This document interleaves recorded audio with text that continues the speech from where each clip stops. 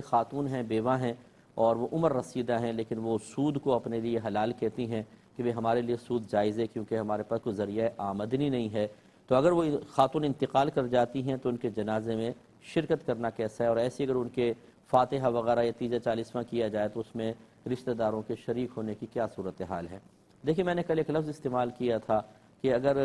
واقعی حقیقتاً سود ثابت ہو رہا ہے، بعض اوقات معنوی سود ہوتے ہیں، یعنی فقہا کہتے ہیں یہاں سود کا معنی پیدا ہو رہا ہے، اور ایک ہوتا ہے خالصتاً حقیقتاً سود کا پیدا ہونا۔ مثال کے طور پہ انہوں نے کہیں پر قرضہ دیا ہوا ہے، قرضے کے اوپر نفع لے رہی ہیں، جیسے گورنمنٹ کی ایسی کوئی اسکیمز ہوں، یہ تو خالصتاً سود ہے۔ باقی اور بہت سی، جیسے اب کاروبار میں پیسہ دیا اور فکس نفع رکھ لیا، جیسے 1,00,000 روپے میں نے دیا اور کسی سے طے کر لیا کہ 2,000 روپے مہینہ آپ مجھے دیتے رہیں گے، یہ تو کاروبار کے لیے میں نے پیسہ دیا اور واقعی انہوں نے کاروبار میں لگایا، لیکن اس کو بھی معنوی لحاظ سے فقہا سود کہتے ہیں۔ اس کا حکم تھوڑا سا ہلکا ہوگا، اور جس کی باقاعدہ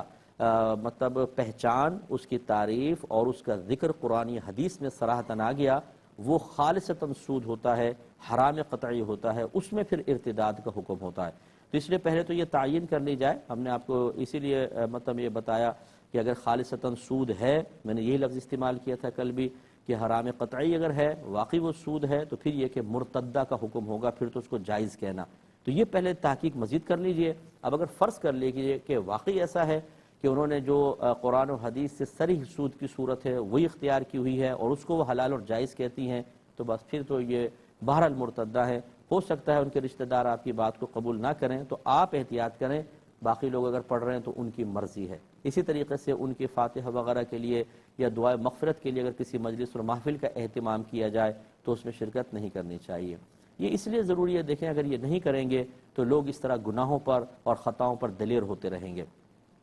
دوسری بات یہ کہ کل کافی میں نے اس کے بارے میں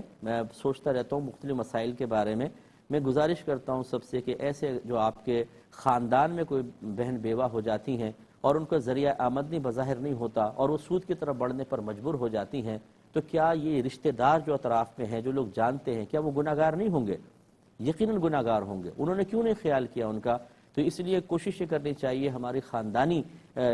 بنیادوں پر جو کمیونٹیز ہیں کہ وہ اس طرح کا خیال کریں، اگر کوئی بہن بیوہ ہو جاتی ہیں تو وہ آپس میں میٹنگ کریں، ان کے لیے کچھ سرمایہ اکٹھا کریں یا ان کو اچھی سہولت فراہم کریں کہ ان کا پیسہ صحیح جگہ انویسٹ کروا کر قابل اعتماد جگہ پر، اچھی جگہ پر، محفوظ جگہ پر ان کے نفع کا اہتمام کریں تاکہ حلال روزی کمائیں۔ میں ان کی تائید نہیں کر رہا ہوں، لیکن بڑی مجبوری کی صورتیں ہیں۔ میں یہ بھی جانتا ہوں کہ بیچاری جو بیوائیں ہوتی ہیں، ایسے لوگ اگر وہ کسی کو پیسہ دیتے ہیں، پیسہ کھا جاتے ہیں ان کا، تو وہ چاہتے ہیں کہ ہم کسی ایسی جگہ رکھیں کہ بالکل ہمارا پیسہ محفوظ ہو جائے، اب چاہے اس پہ سود ملتا رہے۔ یہ بھی غلط ہوتا ہے، لیکن وہ یہ بڑے خطرات ہوتے ہیں کہ لوگ کھا جاتے ہیں، قریب ترین رشتہ دار کھا جاتے ہیں۔ تو اس لیے میں نے گزارش کی کہ کوئی رشتہ داروں کے اندر ایسا کوئی اہتمام کریں کہ پورے ایک ٹیم ورک ہونا چاہیے، کہ ایک آدھ آدمی ہوگا تو چلو کھانے کے امکانات ہوں گے، سب مل کر کریں۔ ان میں جو